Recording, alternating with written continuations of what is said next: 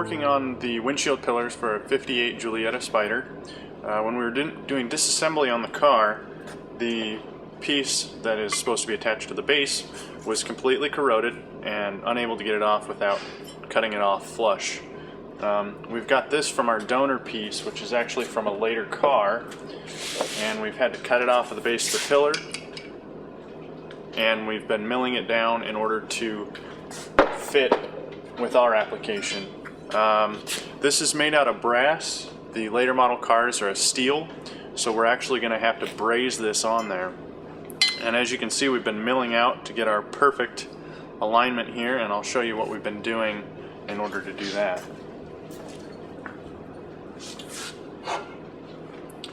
So we've made it jig out of a piece of wood, and our piece just slips in there.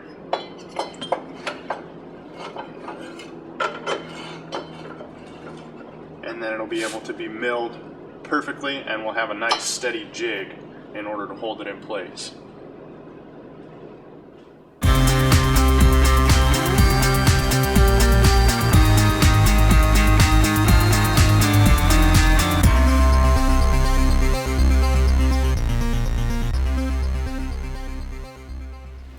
Now that we've finished milling the pillar and we've pressed our stud in place, we're going to test fit it before we braze everything in place. And as you can see, once our gasket's in place, that's going to be a perfect fit.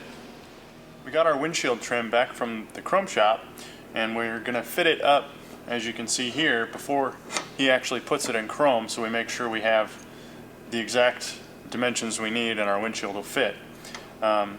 That was the side over there that we had repaired, and it's been silver soldered in place, so it's nice and solid now. And we fit up our trim, and this side's in copper, and the next he'll put the rest of it in copper and send it off to chrome.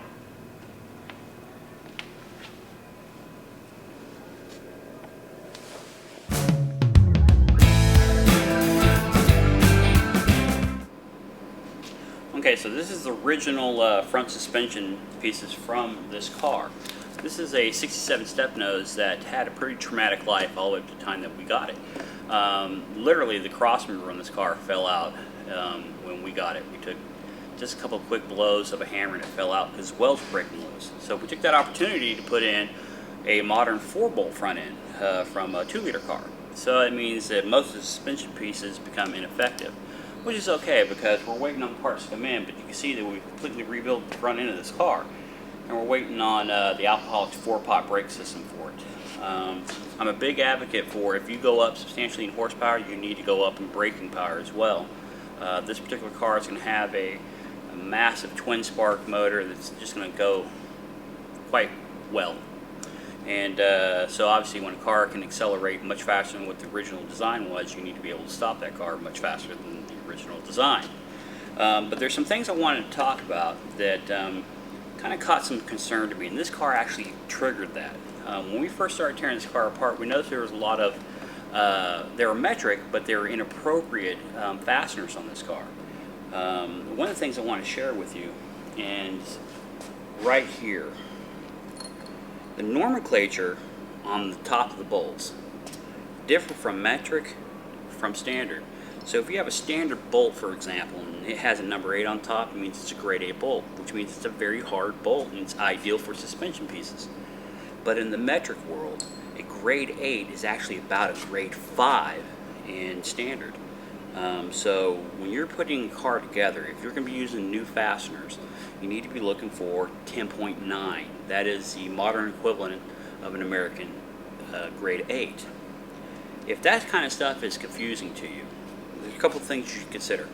One, the original hardware that's part of the car, if it's the original Lobo, in other words, on top of there it'll say Lobo. If the original hardware is in good shape and the bolts haven't been stretched and the threads aren't distorted, you're better off reusing those because those are high quality bolts that if you had to replicate those in modern equipment would be very, very expensive. So you already have top-notch stuff. If it isn't abused, reuse it. You can send it out and get it gold cad, or you can get it black onyx, or you can get silver cad. If you have a Giulietta, you would be in the silver cad department. If you have a 105, 115 series, you would be looking at gold cad would be appropriate, and in conjunction with the black plating as well. But here's my point. This stuff can get overwhelming. Finding metric stuff in the US is very difficult at times for some of the specialty stuff, and a lot of it is actually unobtainium. But there are reasonable exchanges, okay? But before you did any of that, these are all our resources right here. Some of these books are quite substantial, and these are literally books just on hardware, okay? And that's what we sometimes have to use in order to put one of these cars back together if the hardware is incorrect or missing. But this book right here, this is actually a book that is a college textbook, but you see it online all the time if you look for it. And it's a book called Fasteners, and it's by a company called Deere and Company. That's D-E-E-R-E and Company. Okay, and like I said, it's probably a book for it's college textbook. I know that for a fact. But the thing of it is this book is very well written. And I oftentimes source it because it tells you a lot of things you don't think about. It tells you the grade qualities in case you didn't know. It tells you what the markings on some of these nuts and bolts are and what they stand for and where they would be appropriately located on the chassis. But one of the things that really should be of great importance to everybody is this section here is standard bolts. This section here is metric bolts. So when we see a metric bolt that says 8.8, that is an equivalent value in US standards of 5.2. It's not the same as the US. So again, if you needed a serious hard bolt, you would be looking at a 10.9 or even 12.9, and those are actually greater than an 8 point or grade 8 bolt in US markings. Okay, so if you can find this book, you probably should get it. Again, it's called Fasteners. And also it gives you a good source of what to be looking for when you're going through like a McMaster car or Abaco or Fastenal. When you're looking through their product, you'll have a little more understanding of what the rating system is all about. Okay, but back to this car. So we changed out all the spring perch bolts, which should be a minimum of a 10.9 in metric, with new ones, and we used gold cad instead of the black, mostly because we had that in stock. I mean, black would be absolutely appropriate, but take a look at the car. Nothing about this car is appropriate, and everything about it has a little bit of flash, so the gold cad's going to look great, but there's things that you don't cut. For example, if you use the nylon inserted nuts, technically those are a one-time use deal only, because once the nylon has been wore out a little bit, it no longer has the grip value that it should have. So, you know, if you're putting those things together and it's final time, it's the first time, fine. But if you keep taking it off and putting it back on, you technically should be getting rid of that nut, because you're losing its locking value. Okay, but the original locking for these types of things are quite good as well. These are the original thin, distorted washer looking type that thread on over the nut once the nut is in its set position. If you can reuse those, go for it, but if they're absolutely compromised, don't use them. But the thing of it is the original system that was on this car doesn't really work for us anymore, because we went to a 2-liter setup, and our 2-liter setup has a bigger brake package that we're using, but there are a few things on this original suspension we can use, and we're going to today. So again, like the locking washers, if they're in good shape, I will use them just for purposely using them. But if we have nylon inserted nuts already, this is pointless. Okay, and that's where we're at. So you can see the gold cadding on the hardware that's currently on this front suspension that we're putting back together. This is the original hardware that came with the 4-bolt front end that we had originally cut out of another car to put in this one. It's perfectly good hardware. You always check the threading to make sure it isn't distorted or stretched or anything like that, or compromised in any capacity. And if it isn't, you're better off reusing it than you are going with new product, because quite simply, I can't emphasize enough, the original hardware on these cars were phenomenal, and they last forever. And if they're in good quality, reuse them. Send them out to get coated, you know, like we did here, or clean them up and paint them, whatever you want to do. But the point is don't discount the value of those. And I want to take a moment right now to kind of explain something else. If you're tearing down your car completely on your own, don't assume that your memory is going to be that good. Bag and tag not only where the parts came from, but what side of the car they came from, and be really methodical about it. Bag them in separate containers and put them in, you know, boxes or something to kind of emphasize the location on the car where the particular hardware came from. And don't wait to get your stuff coated. If you're going to get it CAD coated, send it out early, because oftentimes these guys can take forever to return you your product. And also try to do it all in one bunch, because they charge you by the weight, and there's a setup fee sometimes for some of these places. So if you keep coming back and bringing in little pieces, it's going to cost you a whole lot more in the end that way. Alright, so on this car, again, we changed over to a 4-bolt front end, so we're putting all this 2-liter stuff on this 67 car. We're running an improved shock and spring package on this car with an upsized sway bar. You've heard me say it before, if you're going to up the front sway bar, you need to really consider whether you even use a rear sway bar, because you can tend to make the car very active. But that's a whole nother subject matter. So what you're seeing here is an upsized 29mm sway bar, 2-liter package on this. We also have adjustable uppers control arms on this. You've seen me do this on my car. These are obviously brand new. This is something, if you're going to be redoing the suspension on your car, and I don't really care how accurate of restoration you're trying to do, this is something that's not hurting anything, and it gives you so much more control over the dial-in on the characteristics of handling of the car. Adjustable upper A's are really nice, and I would suggest you get those. Okay, so anyway, so as you see, all the new hardware's on there. There's other things I wanted to emphasize on, and that is repurposing some of the old hardware. We're going to use some of the original hardware that came off this car to put our brake line framing on the back and a few other things. I have them over here, and I'm going to show you a product that we use to clean those up. I know for a fact that this particular product is actually illegal to have in most states anymore, because it's pretty potent stuff, and it kind of smells like a brand new box of Band-Aids, if you know what I mean. So this is the original hardware from this car. So what I'm going to do, I'm going to transfer this stuff into this bucket. It's in the bucket, and I'm going to put it in there. You don't want to put your hand in there. This stuff, it won't burn, but it has long-term damaging effects. Okay, so you know, if you got to handle something coming out of there, make sure you got rubber gloves on. This is, if you're going to look for this stuff, because I'm not saying that every state is banned with this, it's called carb cleaner, okay? And it comes with the basket. 55-gallon, or a 5-gallon job of this stuff like this is nowadays probably about 50 bucks. It's quite the nice product. If you have time and you just want to re-clean stuff you're going to repurpose, this is the way to go. Put it in the basket, put the basket on, put the lid back on, because you don't want to be breathing this stuff in.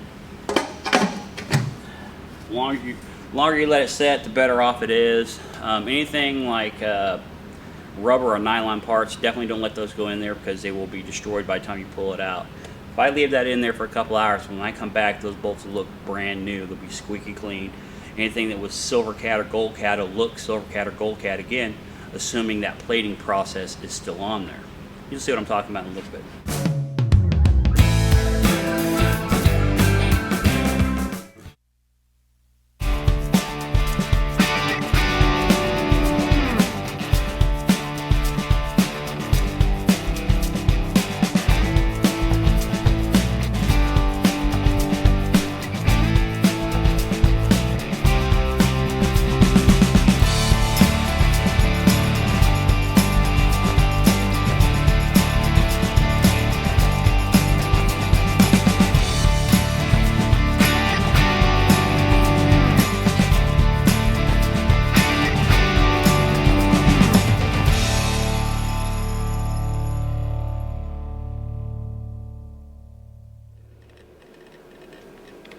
We've got this car in here today for some repairs that we've already started on the hood and the trunk.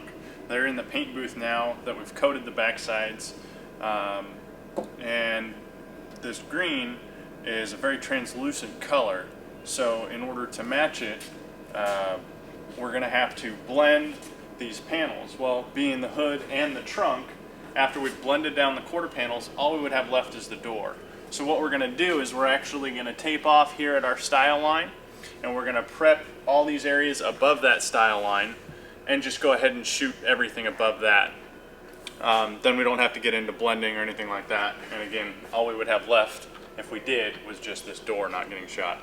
There's also some dents and dings on this car, being an older restoration. As you can see where I've begun sanding back here, we've got some dimples. We're going to go ahead and take care of those now since we're already here, and it'll make this car into a better quality and a nicer looking car for the customer.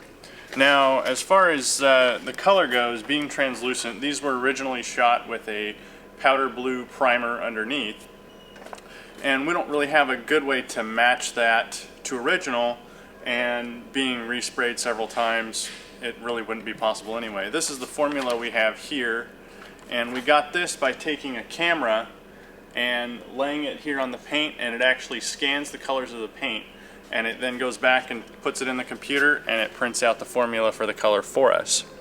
It also shows up here a value shade 5 sealer, which is a dark gray, and that's what you would use to get that original color. Now, as you can see on the panels that we have, we've got a white with red tint, and a black and a gray, and you can see the differences here with what is underneath on the foundation that you get in your final product. What we're going to talk about right now is something that is kind of common in conversation with new customers that want to restore a car. We have 3 very rare vehicles that I'm going to show you.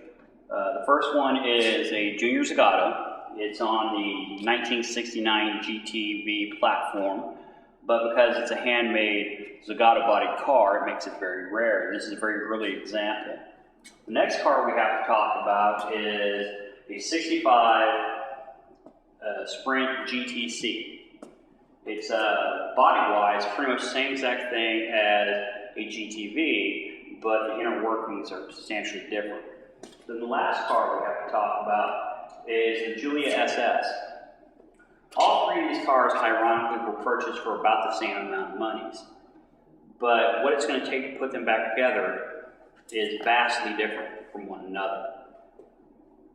For example, something as rare as an SS, accuracy of what is there is everything. If you're looking at something like this, and it doesn't have a good portion of the parts, but the price is cheap enough, it doesn't necessarily make it good value, because the parts are really, really scarce for these. In fact, the chrome trim and things like that are all individually numbered, and they're relevant to the actual chassis of the car. This is the kind of homework you have to do before you start considering the purchase of a vehicle like this. The GTC, however, just about everything about it is the same as a GTV. So most of it is not that difficult to put back together. Where you come into challenges, though, are on things like the hardware for the convertible top and some of the components that hold up the structure. Those things, if they're not there, are going to be very difficult to put together. Case in point, I would argue that there's probably less than 20 of these in the United States. So if you're looking at one, for example, and happens to be a shell with very little parts, you're going to do a lot of dialogue with people in Europe. There's not that many over there either, but effectively, you're most likely to have your success by communicating with people elsewhere. Now, the Junior Zagato, no matter where you're at, this is rare. Not to mention, as the car went into production, there were so many changes, little nuances about it, that really no 2 cars are exactly the same. The point is, when this car is done, high watermark right now is probably 60, 65,000. This car was in less than good shape when it came here, so there was an awful lot of metal reconstruction that had to happen. A car like this, if the metal is compromised, there are no parts available to recreate this car, so they have to be hand-formed. That can be an expensive process, as it was in this car. The GTC, to the exception of the roof and the components that stiffen up the chassis, everything else is effectively the same as a GTV. So it's a fairly safe bet, assuming you have the convertible top. The SS, as we already spoke of, because some of the parts are literally tailor-made to the vehicle itself, can be also very expensive to put back together. Now, as far as values go, it would stand to reason that most likely an SS is going to be the most expensive car of the three put together. But it's also the most valuable car when it's done. Shortly after that would be probably close to a tie between the GTC and the Zagato. But again, the completeness of the car is everything. So if you're looking to purchasing one of the more rare Alfa Romeos, making sure everything's there is everything. Doing your homework to know what you should be looking for is just as valuable as actually writing the check for the car.